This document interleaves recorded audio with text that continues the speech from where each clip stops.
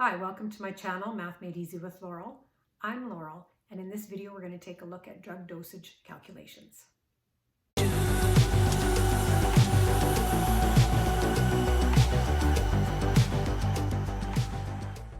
In the previous video, I did look at doing drug dosage calculations using proportion, and you certainly can use that method. But I find the most efficient way of doing drug dosage calculations is with the process called dimensional analysis. Now, you're going to see a lot of numbers when you're working with drug dosage calculations. You'll be told the patient's weight or mass. You'll be told the dosage rate, whether it's an adult, a child, an infant, and you'll be told the concentration of the drug. Let your units guide you as to how you can set up your calculations. Always start with the patient size. So we have a patient that has a mass of 50 kilograms. They need to receive the drug at this rate. So we're going to multiply. We want to eliminate kilograms, so we put kilogram in the denominator. 1 kilogram of body weight requires 15 milligrams of drug. And then we look at our drug concentration. It's 200 milligrams per milliliter. That means 1 milliliter contains 200 milligrams. I want milligrams to cancel, so I'm going to put milligrams in the denominator.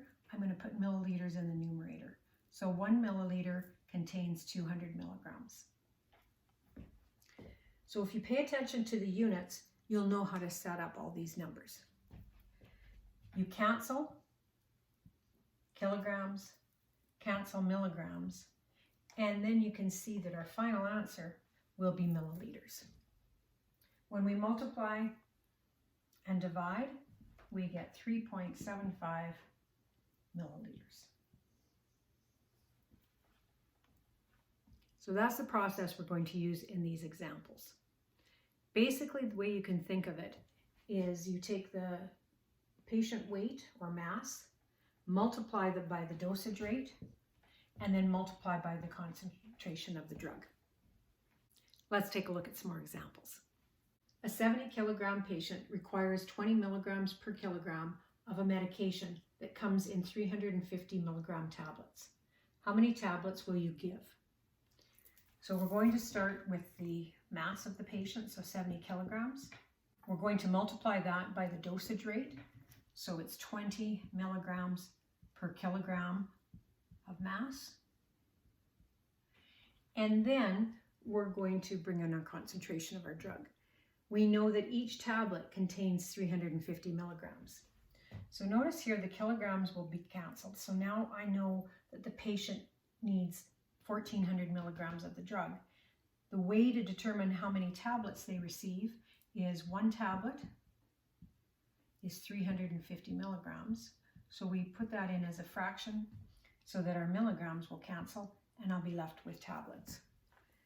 Then I multiply 70 times 20 and divide by 350, and that tells me how many tablets. And that is equal to 4 tablets. So again, I started with the patient mass. I multiplied by the dosage rate to eliminate the kilograms and just get the amount of the drug in terms of milligrams. And then I worked with the concentration of the drug. And because it was a tablet, I had 1 tablet equivalent to 350 milligrams.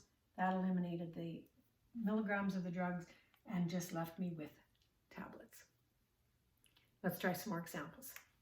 Our next example deals with medication dosage rate in what's called international units. So you might see that for certain medications such as insulin and also certain vitamins. So it says a 60 kilogram adult needs insulin at a rate of 2 international units per kilogram. The insulin comes in a strength of 40 international units per milliliter. So how many milliliters would you give? Again, we start with the patient, 60 kilograms. Then the dosage rate. So instead of milligrams per kilogram, it's international units per kilogram. And then the strength is 40 international units per milliliter. So international units goes in the denominator. We want to cancel it. So 40 international units is in 1 milliliter, and that helps you set it up. We cancel kilograms, we cancel international units, and our answer will automatically be in milliliters. When I do the calculation, 60 times 2 is 120 divided by 40. Our answer will be 3 milliliters. So if you do this process correctly, you should end up with the unit that you're asked. Let's try some more. Our next example gives the weight of our patient in pounds, 10-pound baby, but the dosage rate in milligrams per kilogram. So we're going to talk about how we deal with that. Then it tells us the medication strength. So the first thing we're going to do is work with the baby's weight, so 10 pounds.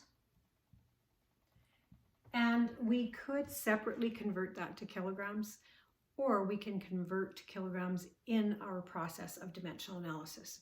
So we know that 1 kilogram is approximately 2.2 pounds. So if I multiply by the fraction 1 kilogram over 2.2 pounds, that will allow me to eliminate the weight in pounds and replace it with a mass in kilograms. Once we've done the weight conversion, now we work with our dosage rate, and it's 5 milligrams per kilogram.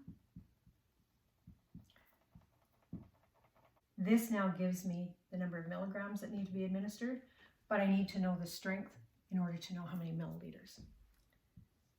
Our drug is 15 milligrams in 1 milliliter. We want milligrams in the denominator so that it cancels. Now when I do my calculation, 10 divided by 2.2 times 5 divided by 15, I get a result of 1.5 milliliters. So be aware that you may need to do a weight conversion before you can do your drug dosage and your concentration. Let's try a few more. Our next example gives us a dosage rate in micrograms per kilogram. So you can either change that to milligrams per kilogram before you start, or we can change it during the process, and I'll show you how to do that.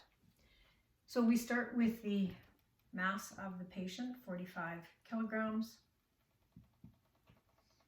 The dosage rate is 300 micrograms per kilogram. Our concentration is milligrams per milliliter. If you can go directly from micrograms to milligrams, if you know that there are 1,000 micrograms in a milligram, then go ahead and do that. But in an earlier video on the metric system, I showed you the process of using dimensional analysis to change from micrograms to milligrams or any other metric unit. It was called metric system for the sciences. So if I lose you here, you might want to go review that video first. But I suggested that whenever you're changing from one metric unit to another metric unit, always go to the base unit first. So what I'm going to do is I'm going to convert from micrograms to grams. And the way that I do that is that I know 1 microgram is equal to 10 to the negative 6 grams. Then once it's in grams, now I can go to milligrams. So micrograms went in the denominator here so that it would cancel. Grams now goes in the denominator so it will cancel. I know that 1 milligram is equal to 10 to the negative 3 grams. So if we take a look at our units, we're now left with the amount of drug in milligrams. Now we can take a look at their strength. We know that 1 milliliter has a strength of 3 milligrams, and we want milligrams in the denominator so that it cancels. And now we do the calculation. So we're going to take 45 times 300 times by 10 to the negative 6, divide by 10 to the negative 3, and divide by 3. And when you do all of those calculations, you get an answer of 4.5 milliliters. So you may encounter dosage rates in different units than your concentration, and it's just a matter of knowing how to change those units, and you can do that in the process of dimensional analysis. Let's try 2 more examples. This next example involves a lot of steps because of our units, but we're going to take it step by step. So we start with the patient weight, so 130 pounds. Notice that my dosage rate is per kilogram, so I'm going to need to change from pounds to kilograms. So 1 kilogram is equivalent to 2.2 pounds. Dividing 130 by 2.2 will give me the patient mass in kilograms. Now I multiply by the dosage, so 400 micrograms per kilogram. That will give me the micrograms of drug required. The strength is in milligrams per milliliter, so I need to change micrograms to milligrams. I'm going to do it in 2 steps. I'm going to change from micrograms to grams. So 1 microgram is 10 to the negative 6 grams. And then I'm going to change from grams to milligrams. 1 milligram is 10 to the negative 3 grams. Again, I did that in a video on the metric system for the sciences. So now I have the drug quantity in milligrams. I want to know how many milliliters, so I use the concentration or the strength of the drug. I know that 1 milliliter will be equivalent to 10 milligrams. We do all the calculation and our answer will be in milliliters. When I do the calculation, I will get 2.4 milliliters. So the process will keep everything straight for you if you allow it. But always start with the weight, do any conversions on the weight that are necessary, then deal with the dosage rate, and then deal with the strength or concentration, unless you have some unit conversions to do within that. Let's look at one last example where the strength is given as a percent. Our last example says a 75 kilogram patient requires medication at a rate of 2 milligrams per kilograms. So 75 kilograms times 2 milligrams per kilogram tells us how much medication in milligrams. Our medication comes in a strength of 5%. Remember, in the video on percent, I talked about what medication of 5% means. That means 5 grams per 100 milliliters. So if the strength is 5%, it means there are 5 grams of medication in 100 milliliters of that liquid. So we can't put this in yet, our concentration unit, because this is milligrams and this is grams. So we're going to change from milligrams to grams. So I put milligrams in the denominator so it will cancel. And 1 milligram is 10 to the negative 3 grams. And then I can put my strength. 100 milliliters contains 5 grams. So the grams will cancel. And now I can do my calculation and my answer will be in milliliters. I get 3 milliliters. So in all of these questions, I start off the same way every time with the weight or mass of the patient. Then if I have to do a conversion of the weight, I do, but then I always do the drug dosage rate. Then I might have to do some conversions in between, but then I deal with the strength or the concentration of the drug. Your units will tell you what your fractions should look like. Just pay attention to the units. The next video is going to be on IV flow rates, and we're going to use the process of dimensional analysis to do those calculations as well. So when you're ready, take a look.